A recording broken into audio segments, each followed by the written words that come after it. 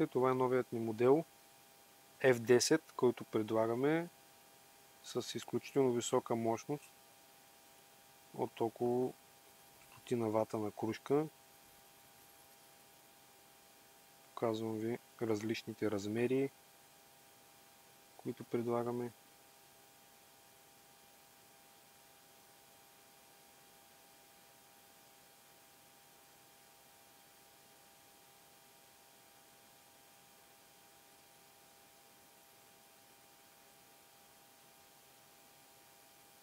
Така, сега ще направим един тест, за да се уверите в мощността на кружката. Тук съм закачил H7, която ще тестваме на лупа. Може да видите, има 3 медни тръби за охлаждане и висок клас вентилатор, който е изключително къс и не взема много място. Има външен камбус модул, за да не ви дава грешки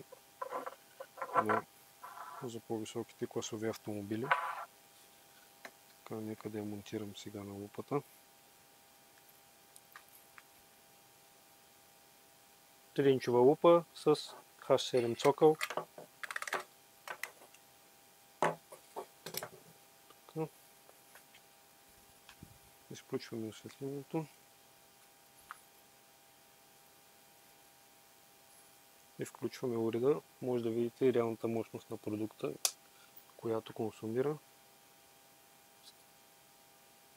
Стартовата мощност е 110 вата.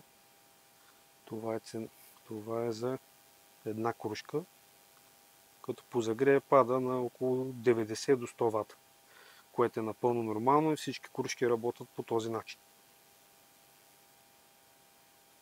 Ето, за какво става въпрос. Имайте предвид, че тук е светло и въпреки това не е никакъв проблем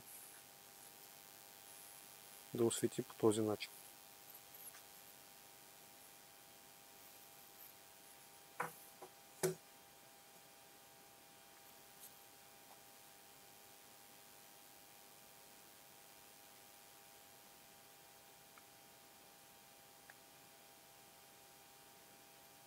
Продукта се предлага с 1 година гаранция.